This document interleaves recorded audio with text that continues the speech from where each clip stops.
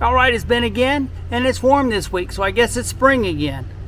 My wife has some pots at the bottoms rusted out, so I'm going to see if I can recycle these. So let's get to it.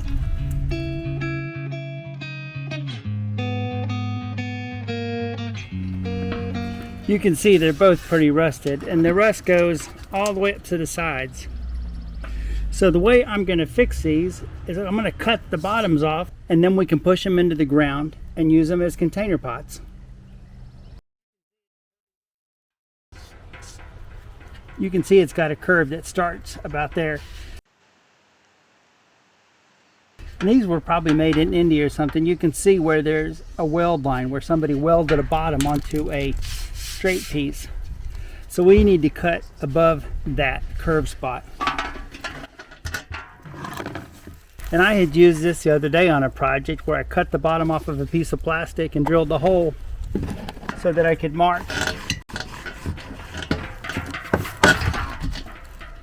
Where's my mark at? Get it? Nope, didn't get it. Mark this way. Too low. We need to put it higher.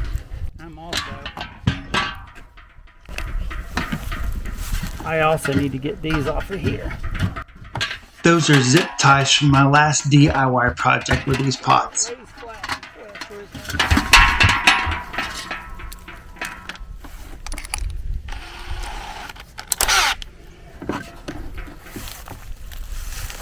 Let's just go up a little bit.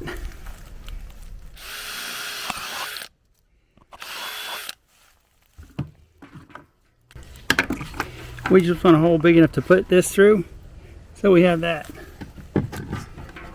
Now I should be able to, there we have our line.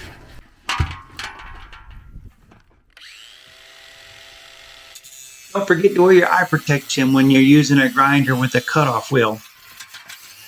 The cutoff wheels are actually a lot thinner than a grinding wheel.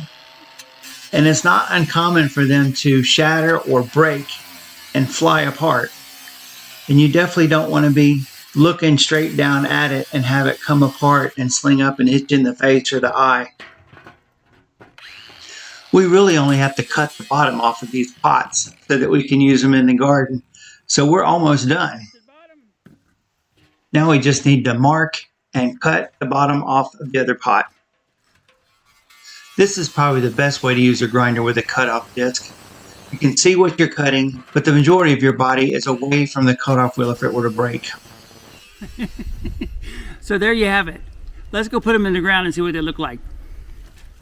Boy, I never realized until I saw it on video how different the garden looks on an overcast day. So these will be extremely easy to use. You'll just push them into the ground. You can throw some potting soil in them and grow what you'd like. And with these in place, I'll be able to weed eat this area of the garden and not worry about damaging the plants inside.